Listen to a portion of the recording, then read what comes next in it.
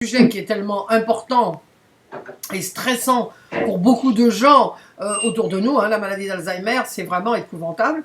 Alors, on n'en avait pas parlé l'autre jour, mais avant de commencer officiellement, si je puis dire, l'interview,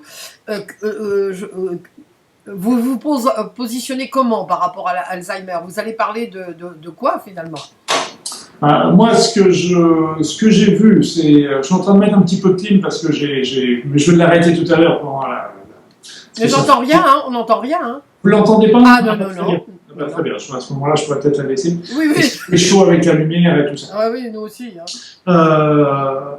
Oui, ce que j'étais en train de dire, c'est que moi, ce qui s'est passé, c'est que j'avais beaucoup de patients qui sont venus me voir en me disant j'ai des troubles de la mémoire, est-ce que c'est Alzheimer? Oui. Donc à l'époque, je leur ai dit écoutez, il faut faire des tests, il faut faire des examens, je les ai envoyés chez le neurologue, etc. Et puis en fait, à cette époque-là, et toujours aujourd'hui, je me suis aperçu qu'ils revenaient avec soit sans traitement, soit avec un traitement qui était inefficace ou mal supporté. Mais c'était des gens au départ, excusez-moi de vous interrompre, qui avaient on leur avait diagnostiqué déjà Alzheimer ou non? Oui, là, c'était des gens que j'avais envoyés chez le neurologue, parce que je commençais juste, hein, je n'avais pas je me suis dit, c'est mieux de faire de neurologue, donc j'envoyais ça chez le neurologue à ce moment-là, sans en discuter. Et puis en fait, je me suis aperçu que non seulement le neurologue faisait que constater un état de fait, et puis sans rien pouvoir faire de tout. Et donc à ce moment-là, je me suis creusé la tête en me disant, ok, alors moi j'ai fait pas mal de médecine naturelle, et je me dis, qu'est-ce qu'on pourrait proposer à ces personnes pour faire... pour les aider, pour essayer au moins de stopper la maladie, ou au moins mieux de la faire régresser.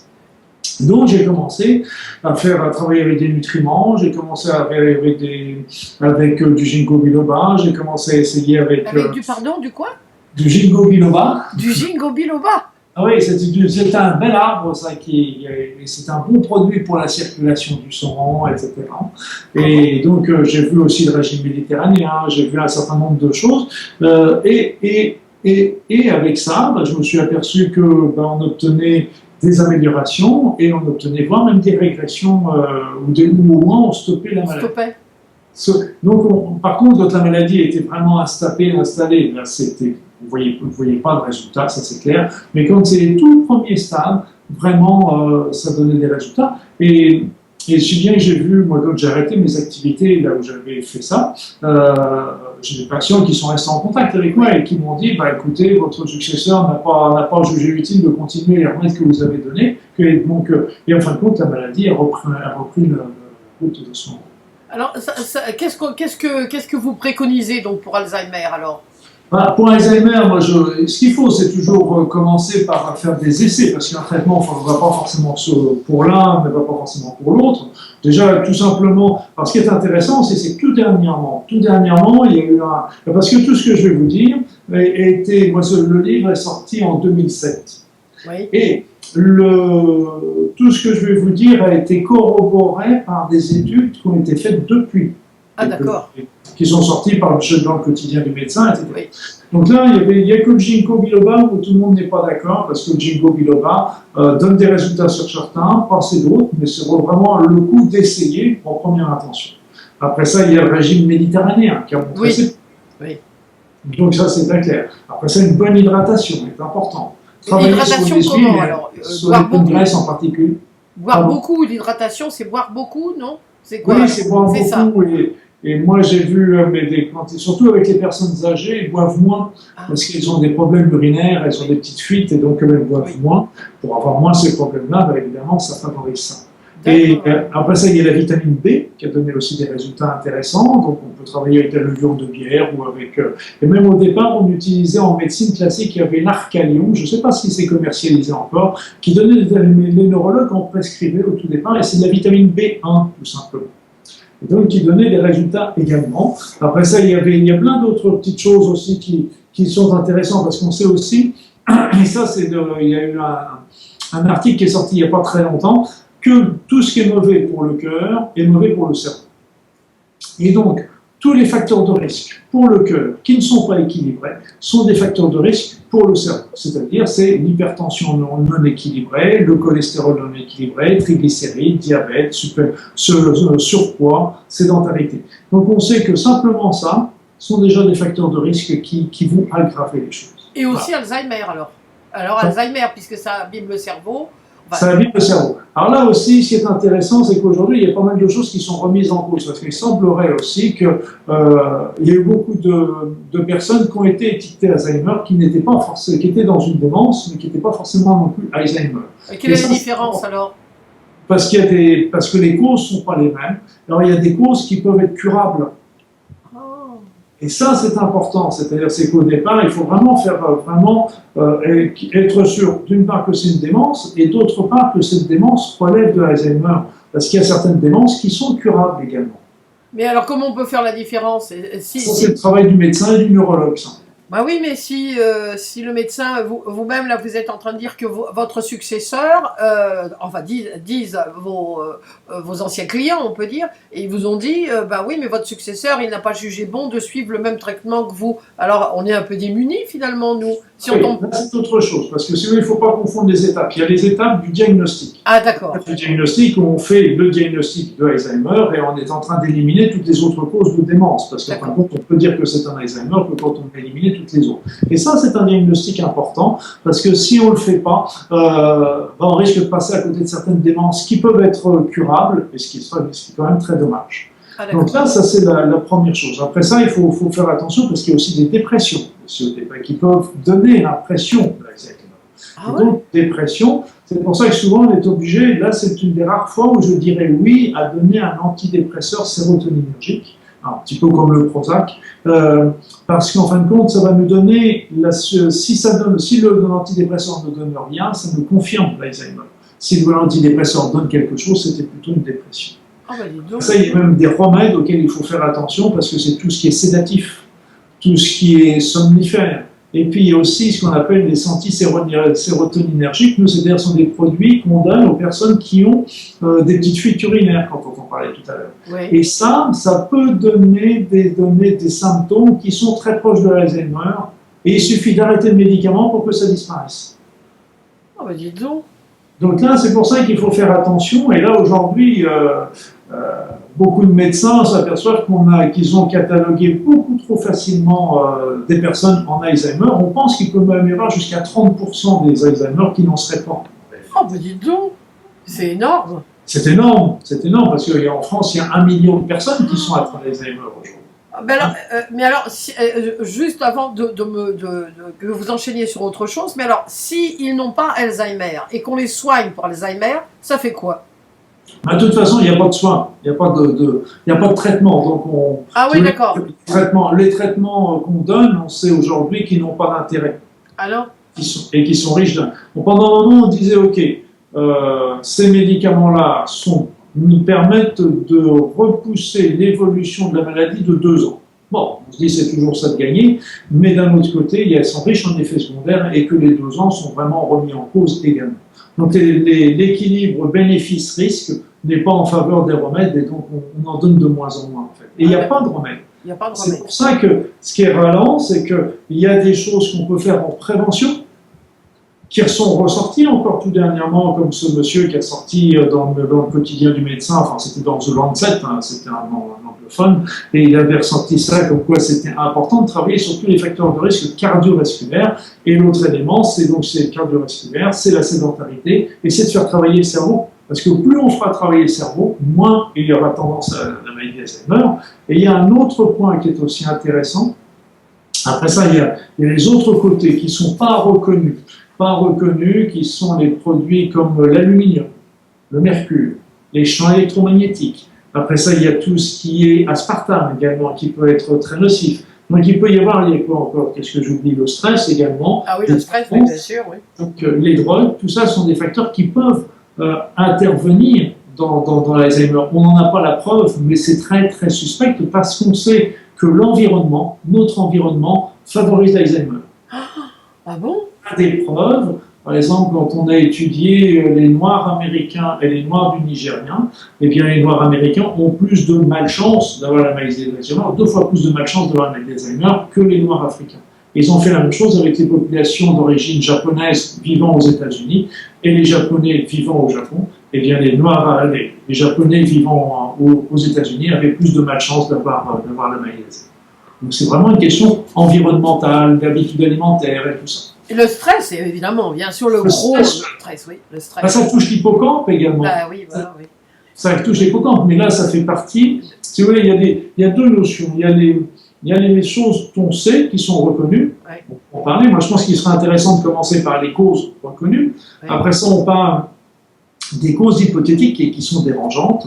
Et puis après, on peut parler aussi, parce qu'il y a aussi dans la maladie d'Alzheimer, il y a toute cette évolution qui est aussi fâcheuse. Oui, ce que je voulais vous dire qui était très intéressant, il y a plusieurs thèmes qui sont intéressants aussi. La première chose, c'est que souvent, il y a un facteur déclenchant. Souvent, il y a la personne, dans sa vie, elle a un sentiment de mal de vivre, elle a vraiment l'impression d'avoir raté sa vie, d'avoir été dans l'échec, et elle ne se reconnaît plus dans la société moderne. C'est bien qu'en fait, à un moment, c'est comme si elle flageolait. Elle flageolait entre un état dépressif, comme si elle était en train de flageoler entre plusieurs solutions, l'état dépressif, la phobie ou la psychose, et puis après ça, la maladie d'Alzheimer, et pouf, on sent la part dans la maladie d'Alzheimer. Donc c'est une fuite aussi. C'est une fuite, symboliquement, c'est une fuite du présent, parce qu'ils se rappellent parfaitement du passé, mais ils ne se rappellent pas du présent. Ils enregistrent pas. Ah d'accord, oh bah dites donc. Et donc là où vous vous positionnez, c'est qu'effectivement on peut prévenir. Il y a un gros travail de prévention, hein, c'est ça. Hein. On peut prévenir la maladie d'Alzheimer effectivement, en faisant attention à tout ce qui est, si j'ai bien compris, tous les risques cardiovasculaires sont aussi mauvais pour le cerveau. Voilà. Donc, parce que là, vous voyez, c'est que j'ai ressorti l'article. Vous voyez, c'était l'article qui est sorti dans Sciences et Avenir il n'y a pas très longtemps. Et il y a des millions de cas qui pourraient être évités si les patients changeaient leur hygiène de vie. Un facteur déterminant dans les risques d'être atteint de cette maladie de dégénérescence cérébrale. Affirme donc l'article qui est publié dans le Lancet. Et donc, avec le groupe de la population, on considère qu'il y a 106 millions de personnes qui seront atteintes de maladie d'Alzheimer en 2050. Bah dites donc. 30 millions en 2010, selon les estimations réalisées en 2007. Et donc, on pense que c'est avec ces changements d'hygiène de vie, on pourrait prévenir d'une manière très drastique réduire les risques de maladie d'Alzheimer, pratiquement dans 30% des cas. Je ne sais plus le chiffre exact, mais... oui, mais c'est quand même énorme aussi. Voilà, c'est énorme. En réduisant chacun de ces facteurs de risque de 10%, il serait possible de réduire l'étendue de l'Alzheimer de 8,5%. Excusez-moi. Ah oui, donc... Ça permettrait d'éviter 9 millions de malades. Bah quand même. Donc, oui, surtout parce que la maladie d'Alzheimer, c'est quelque chose... Moi, j'ai eu une amie dont le mari était c'était un chef d'entreprise, et je l'ai vu, il la reconnaissait plus. De temps en temps, il la reconnaissait. Mais cet homme qui avait eu je ne sais combien d'employés sous ses ordres et tout, était devenu un bébé, un enfant. Donc c'est quelque chose de très lourd aussi pour l'environnement, enfin pour la famille. Sûr, c'est très lourd. Mais vous avez dit un mot qui est une chose qui était très intéressante. C'est-à-dire c'est que, eh bien, de temps en temps, les personnes sont Alzheimer, sont dans des troubles de mémoire, puis d'un seul coup, on ne sait trop pourquoi. Ouais. Pour une heure, pour une après-midi, peut-être même pour une journée, ils vont retrouver toute leur conscience. Et donc au moins au départ, parce qu'une fois que la maladie est lancée, et donc moi c'est quelque chose je me suis dit, vous savez, moi je me dis, si la personne, parce qu'il y a vraiment les lésions au niveau du cerveau, on ne va pas dire que les lésions sont parties, et donc ça veut dire que si la personne quand même récupère pendant une heure cette fonction cérébrale, ça veut dire qu'on doit pouvoir les récupérer tout court. Bah oui, oui. Parce qu'on sait aussi qu'il y a des personnes qui ont des lésions cérébrales d'Alzheimer et qui n'ont pas les symptômes. Ah oui, d'accord.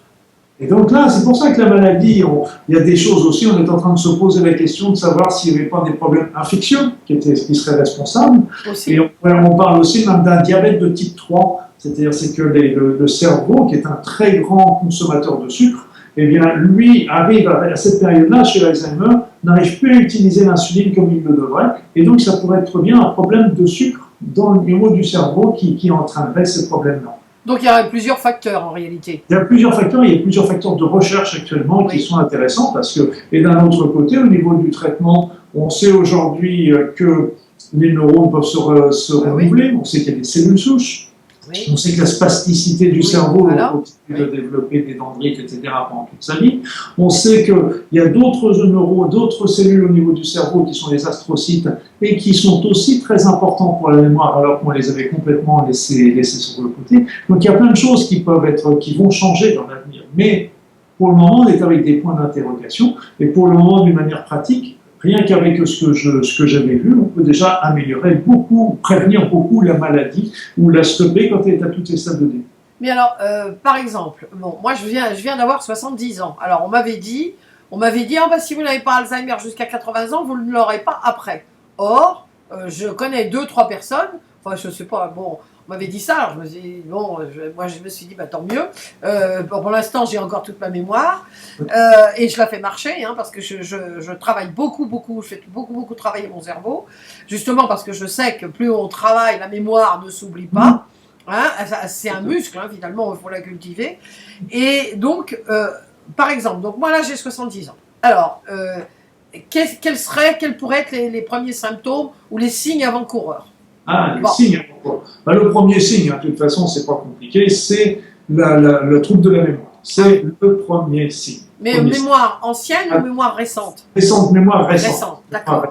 Et ce qui est intéressant, mais il faut faire la distinction entre trouble de la mémoire et trouble de l'attention. Ah oui. Parce que vous comprenez, vous arrivez chez vous, vous avez les clés de votre voiture à la main. D'un seul coup, vous entendez sonner au téléphone. Donc, vous allez sonner, vous posez vos clés machinalement quelque part, vous allez au téléphone. Puis après ça, vous dites, où est-ce que j'ai mis mes clés? Voilà. C'est un trouble de mémoire, c'était un trouble de l'attention. Oui, on confond souvent les deux, hein, c'est ça. Voilà. On confond les deux. Oui. Donc c'est souvent des symptômes qui sont persistants pendant des semaines, des mois et qui sont tout le temps constants. Et d'ailleurs, les personnes les cachent souvent, les minimisent, disent non, oui, j'ai pas beaucoup de mémoire, mais c'est parce que je suis fatigué aujourd'hui. Ou alors ils essayent de contourner la chose en disant, au lieu de dire passe-moi le sel ou la salière, parce qu'ils n'arrivent pas à retrouver le mot salière, tiens, passe-moi le truc là-bas. Ah d'accord, oui. Ils changent le mot. Donc ce sont des signes, ça déjà quand on se rend compte, si par exemple on a des gens autour de nous qui disent tiens passe-moi le truc, ah bah oui c'est vrai ça, comme ça peut déjà être un petit signe avant-coureur. Hein. C'est un petit signe avant-coureur si ça persiste. Si ça persiste, d'accord. Si on l'a, on l'a tous, hein. Il y a des moments où on a tous un mot qui nous manque, on ne se rappelle plus de tel ou tel chanteur ou tel nom du film ou du bouquin qu'on a lu. Bon, ça nous arrive à tous. Mais ce qu'il y a, c'est que le truc, c'est qu'il faut vraiment que ce soit constant. Et le trouble de la mémoire, c'est vraiment le premier symptôme qui dure pendant 2-3 ans tout seul. D'accord. À 2-3 ans 2-3 ans, l'évolution est de 2-3 ans pour ce premier symptôme. Ah, pour ce premier symptôme, d'accord. Et après, le symptôme perdure, et après ça, va arriver d'autres choses comme les troubles du langage, les troubles de l'attention, les troubles de la concentration, donc les désorientations. Oui. Donc tout ça sont des symptômes qui viennent se surajouter. Et quand les personnes ont ce genre de choses, eh bien, qu'est-ce qu'on fait? La première chose, c'est qu'on va faire ce qu'on a fait, on fait des tests mnésiques, comme on dit, c'est-à-dire des tests, par exemple, on fait le test des 5 mots. On lui donne 5 mots, je sais pas, pull, poulet, rose, ciel, et puis on lui dit, revenez ça, puis 1 minute plus tard, puis 5 minutes plus tard, on lui demande de répéter ces 5 mots. On lui demande le test de l'horloge, on lui présente un rond, puis on lui dit, bah écoutez, il est 10h10, faites-moi